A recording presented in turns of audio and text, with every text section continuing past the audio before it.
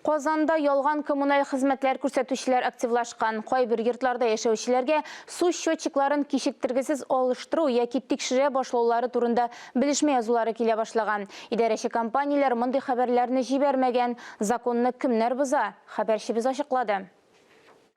Һәр почта тартмасында 2 язмача хәбәр бар. Счет фактурага өстәп, счетчикларны тиз арада тикшерү башлангычы турындагы хәбәр килә. Игътибарлы кешеләр ялганны шунда ук танып алган. Бросает просто рекламу. Реклама кәгазьләрен торакта яшәүчеләрне куркыту алымы белән язганнар. Бу бер дә дөрес гамәл түгел.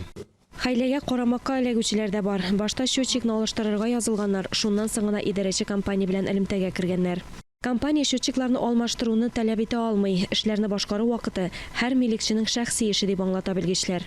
Это просто маркетинговый ход данной компании. Бу гади маркетинг компаниясе. Әлеге кәгазьдә йөртеп ташларга кирәк. Төп документ булып хисап фактура тора. Анда счетчикларын тикшерү вакыты төгәл күрсәтелгән. Бары тик шушы документка гына ышанырга кирәк.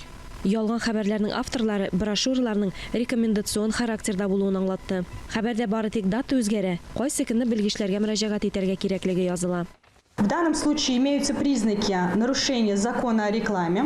Бу очракта реклама турындагы законны бозу билгеләре бар. Шулай ук әлеге реклама буклетлары кулланучыны буташтыра. Татарстанның монополиягә каршы хезмәт реклама турындагы закон 2020 елдан бирле бозыла дип раслады. Почта тартмасында шикле квитанция булса аңлатма бирүләрен сорап, идарәче компанияга яки торак коммуналь хуҗалыгы өлкәсендә иҗтимагый контроль үзәгенә мөрәҗәгать итәргә мөмкин. Телефон экранда күрсәтелгән. Алия Галиуллина, Регина Софиуллина, Ленар Хабибуллин, Татарстан яңалыклары.